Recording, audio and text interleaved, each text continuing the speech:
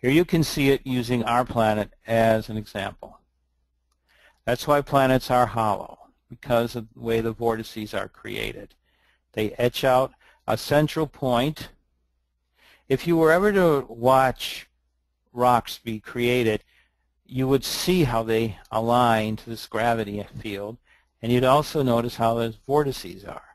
I got to talk when I was in England in '94 with some people who had worked on what they call vector physics, which is all about the vortex. You create a vortex physics, and that physics leads you to the next point, which is fractals.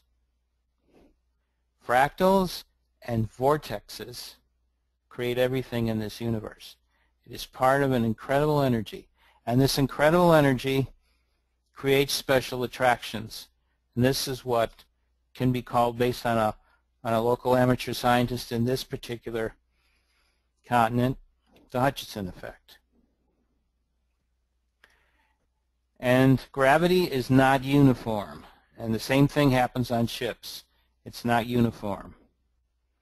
Gravity is very dependent on rotation and strong electrical fields, so the fields are not uniform.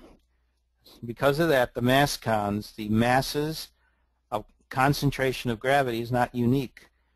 The example of what appears here is uneven.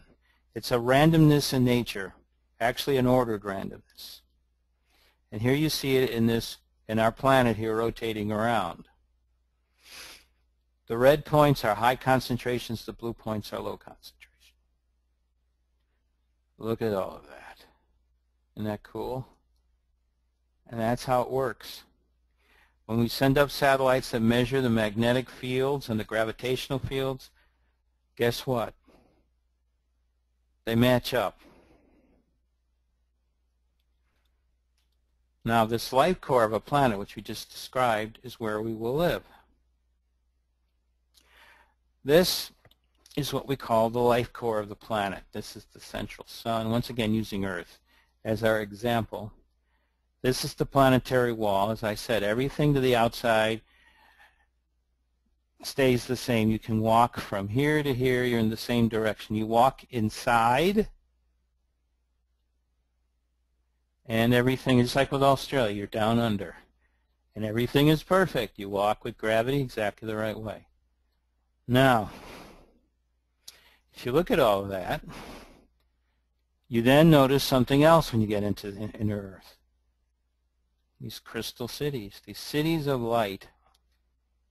They take the light of the central sun and they take that energy, and the crystals in the city expand upon it. And that enhances the life force of everyone inside the crystal city. It's a beautiful relationship. When I was a kid, I went down into these crystal cities in inner Earth. And they're just like the ships. When you're in the field of the ship, if you're sick of anything, in other words, your eyes don't work right, something's wrong because of aging, or you're overweight, or whatever, it all goes away.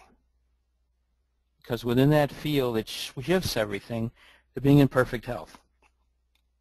Your high blood pressure goes away. Your eyes see perfect. It's marvelous. That's what happens in these crystal cities.